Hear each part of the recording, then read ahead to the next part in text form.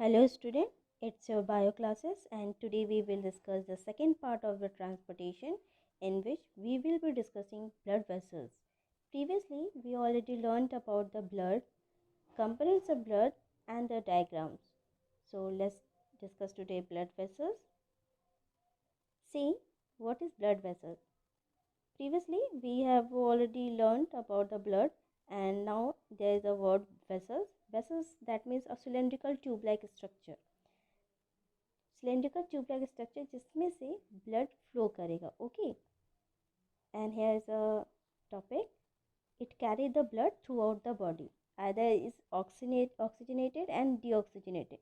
चाहे वो oxygenated blood हो या डीऑक्सीजनेटेड ब्लड हो, throughout the body blood vessel उसे कैरी करते हैं. Okay, and there are three types of blood vessel, that is artery, vein and blood capillaries.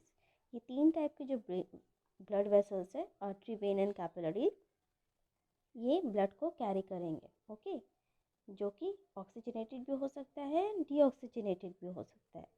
C, here is a difference, that is artery. और इसे हमेशा याद रखना है क्योंकि स्टूडेंट कंफ्यूज होते हैं इस टॉपिक में कि कौन ऑक्सीजनेटेड ब्लड कैरी करता है और कौन डीऑक्सीजनेटेड.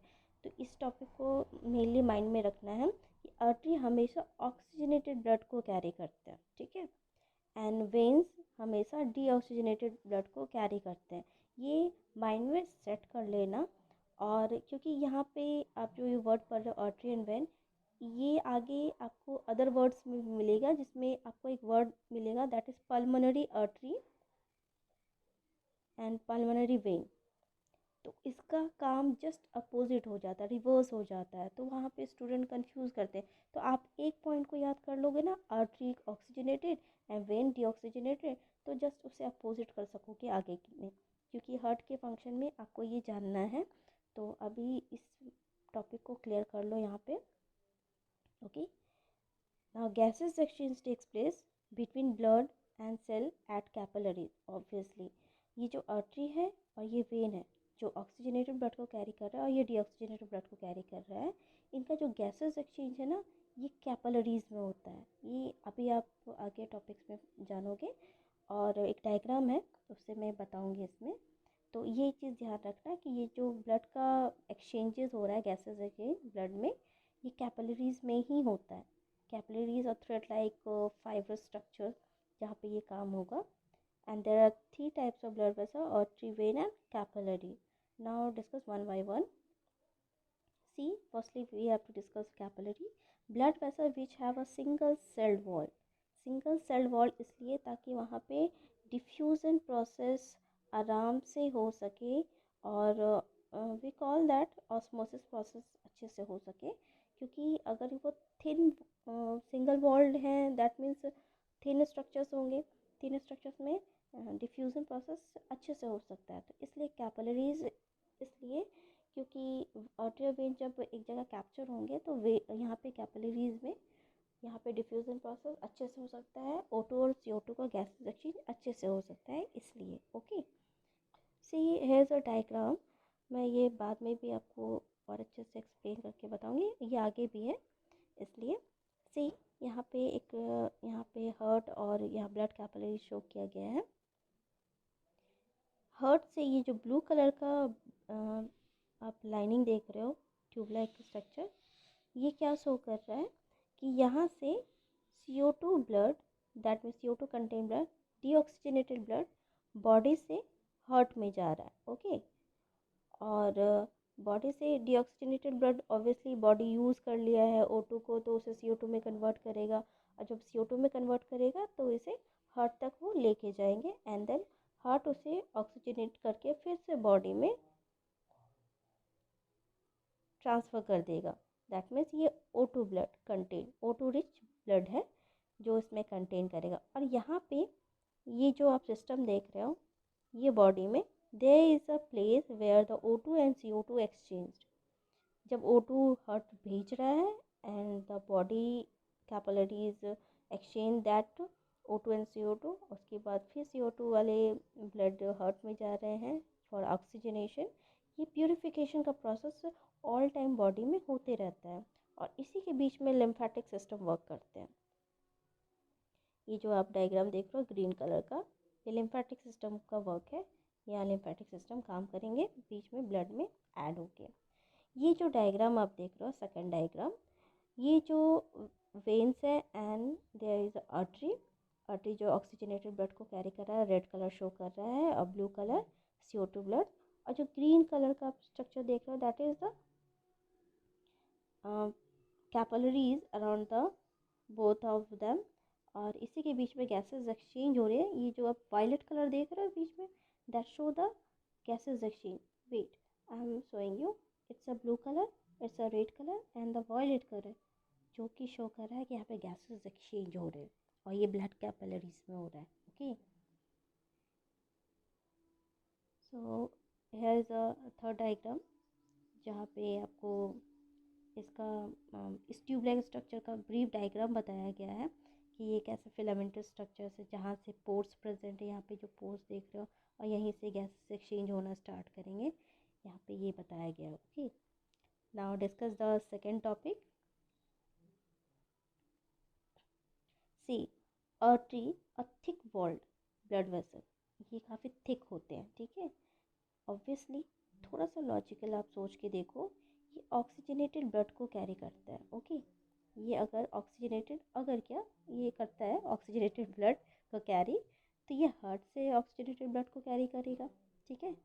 तो जब हार्ट बहुत सारे ब्लड को प्योरीफाई करता है तो वो एक जर्क के साथ, एक झटके के साथ ब्लड को अपने अपने ऑर्गन से बाहर की तरफ लिबरेट आउट करेगा। तो ऑब्वियस है कि इसका जो ब्लड वेसल है ये काफ़ी थिक होना चाहिए ताकि वो ब्रस्ट ना कर सके। इसलिए इस टॉपिक को लॉजिकली थोड़ा सा अपने पॉइंट ऑफ व्यू से सोच के देखना, और ऐसे याद रहेगा आपको। इनका थिक वॉल होना इसलिए ज़रूरी होता है क्योंकि ऑक्सीजनेटेड ब्लड को कैरी करेंगे, हार्ट पंप करेगा बहुत प्रेशर के साथ। इसलिए बहुत ज़रूरी है कि जब हार्ट की पंपिंग हो रही है ब्लड की, तो उस ब्लड वेसल का थिक वॉल्ड होना, जिससे वो ब्रस्ट ना कर सके और वो हार्ट को प्रोटेक्शन दे सके ना। तो पल्मोनरी आर्टरी जो मैं अभी थोड़ी देर पहले आपको बता रही थी कि पल्मोनरी वर्ड जब ऐड हो जाता है तो फिर उल्टा हो जाता है। यहाँ पे ये बताया गया pulmonary artery are the exception, ये डीऑक्सीजनेटेड ब्लड को कैरी करता है। अभी यहाँ पे कंफ्यूज होने वाली बात नहीं है, आप सिर्फ वर्ड्स को याद रखो कि artery oxygenated, pulmonary artery deoxygenated, और ये हार्ट से लंग्स की तरफ मूव करेगा।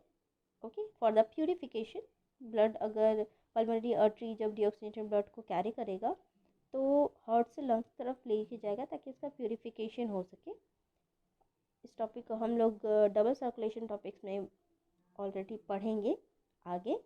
तो अभी आप वर्ड्स को माइंड में सेट करके रखो। Okay, here is a when. When is a thin wall. Obvious है कि पूरे बॉडी से जब डीऑक्सीजनेटेड ब्लड को कैरी करना है तो पूरे बॉडी से जो ब्लड कैरी हो रहा है हार्ट तक, आप सोच के देखो लेग्स में जो नीचे की डायरेक्शन में, हार्ट के नीचे के डायरेक्शन में है, तो वहाँ से ब्लड ऊपर की तरफ जब आएगा तो वो ऑब्वियसली स्लो डाउन होने, उसका जो स्पीड है, उसका जो प्रेशर है वो स्लो डाउन होगा क्योंकि वो धीरे धीरे अप डायरेक्शन में आ रहा है। तो स्लो डाउन है तो उनका प्रेशर भी ज़्यादा नहीं है, उनका लो प्रेशर होने की वजह से ये जो वेन है ये थिन वॉल्ड भी रहेंगे तो भी उसे आराम से पहुंचा सकते हैं। तो वेन थिन वॉल्ड रहते हैं जो डीऑक्सीजनेटेड ब्लड को कैरी करेंगे from the every organ, different type of organ, different types of cells, वहाँ से वो डीऑक्सीजनेटेड ब्लड को कैरी करेंगे। Here is another exception that is pulmonary vein. Pulmonary word लग गया, अब एक्सेप्शन क्या है, ये ऑक्सीजनेटेड ब्लड को कैरी करेगा। याद है ना, वेन डीऑक्सीजनेटेड ब्लड को कैरी कर रहे हैं और पल्मोनरी वेन अब ऑक्सीजनेटेड ब्लड को कैरी करेंगे, ठीक है। Obviously lungs to the heart, वो हार्ट टू द लंग्स था, ये लंग्स टू द हार्ट है। जब ऑक्सीजनेशन हो गया है तो अब हार्ट में ही जाएगा ब्लड लंग्स के through. Okay, valves are present in a vein to prevent the backflow, ये बहुत इंपॉर्टेंट पॉइंट है। वर्व्स दैट मीन्स आप समझ लो एक ट्यूबलाइक स्ट्रक्चर जो जा रहा है, इसमें कहीं ना कहीं स्फिंक्टर्स होते हैं, वल्व्स होते हैं, ठीक है। ये वल्व्स मतलब आप एक तरह से समझ सकते हो कि ओपन क्लोज होने वाला एक वर्ड, हाँ ढक्कन, दैट इज द वर्ड ढक्कन, आप इसको यूज़ कर सकते हो कि ये ना ढक्कन टाइप का जैसा होता है ओपन एंड क्लोज करने के लिए, हम यही बोल सकते हैं। तो ये वर्ब जो है ना वेन को बैकफ्लो में प्रिवेंट करता है। अगर ये वर्ब ओपन हो गए तो ब्लड का फ्लो हो जाएगा, और अगर ये बंद हो गए ब्लड का फ्लो वहीं पे रुक जाएगा।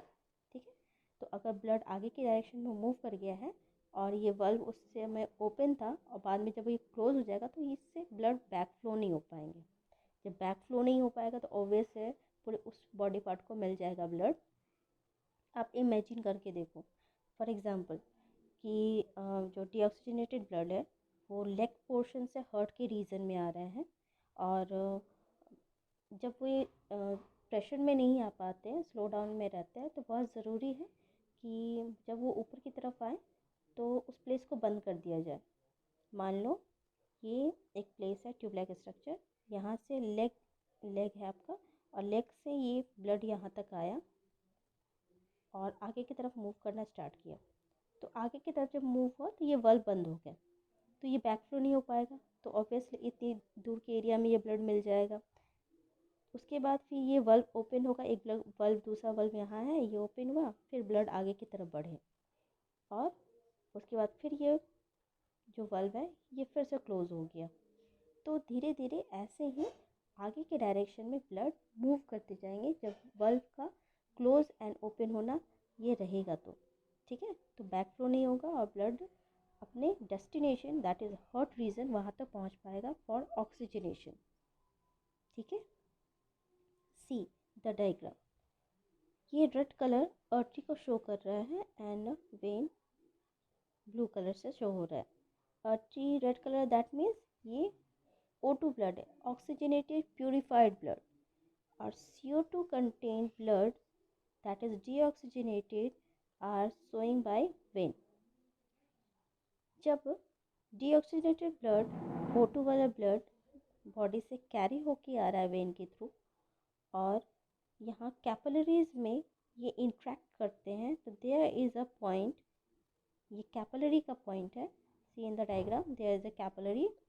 ये कैपिलरी का पॉइंट है जहाँ पे ये गैसेस एक्सचेंज हो जाएंगे और ये CO2 O2 में कन्वर्ट होके आर्टरी के थ्रू पूरे बॉडी पार्ट्स में डिस्ट्रीब्यूट होगा। ठीक है, पूरे बॉडी पार्ट्स में डिस्ट्रीब्यूट हो जाएंगे, और ये पूरे बॉडी पार्ट्स से CO2 वाले ब्लड को कैरी करेगा, और यहाँ पे गैसेस एक्सचेंज होंगे और यहाँ पे डिस्ट्रीब्यूशन होगा। तो आप ये मत माइंड में रखना कि आर्टरी सिर्फ एक ही है, या वेन एक ही है, या कैपिलरी एक ही है। जहाँ आर्टरी है, वेन है, वहाँ कैपिलरीज होंगे ही होंगे। There is so million and billions artery and veins in our system.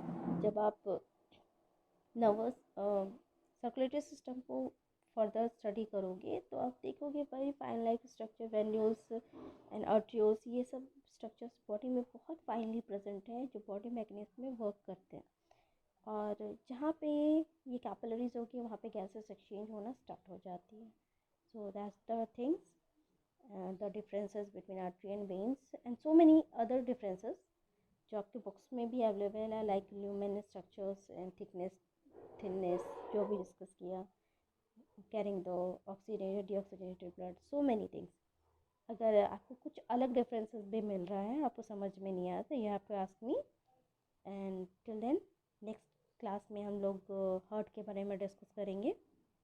So note it down as well and learn it, keep study and be healthy. Thank you.